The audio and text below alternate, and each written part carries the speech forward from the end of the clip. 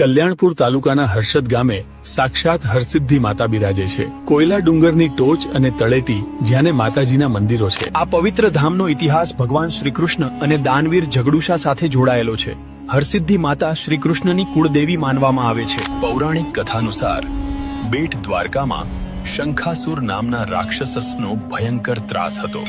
શંખાસુરનો નાશ કરવા શ્રીકૃષ્ણ કોયલા ડુંગર પર આવી માતાજીની કઠોર તપસ્યા કરે છે। ભક્તિથી પ્રસન્ન થઈ માતાજી પ્રગટ થાય છે અને યુદ્ધ સમયે સહાયનું વચન આપે છે। શંખાસુરના વધ પછી શ્રીકૃષ્ણ અને 56 કોટી યાદવો મળીને ડુંગરની ટોચ પર માતાજીની સ્થાપના કરે છે। વર્ષો સુધી માતાજી ટોચ પર બિરાજે છે, પરંતુ તેમની દ્રષ્ટિ દરિયામાં પડતા વહાણો ડૂબવા છે। એક દિવસ કચ્છના શેઠ ઝગડુશા 7 વહાણો લઈને વેપાર માટે નીકળે છે। માતાજીને આહુતિ ન આપતા ઝગડુશાના 6 વહાણો ડૂબી જાય છે।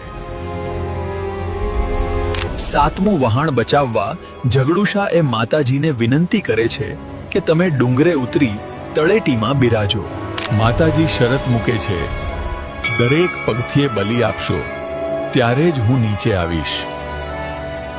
પશુઓ ખૂટી જતા ઝગડુશા પોતાના પરિવારનું પણ બલિદાન આપે છે।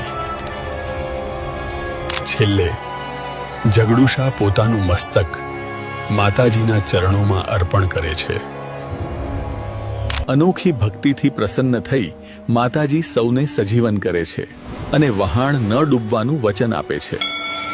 આજે પણ ભક્તો 400 પગથિયાં ચડી માતાજીના દર્શન કરે છે। બોલો હરસિદ્ધિ માતાની જય।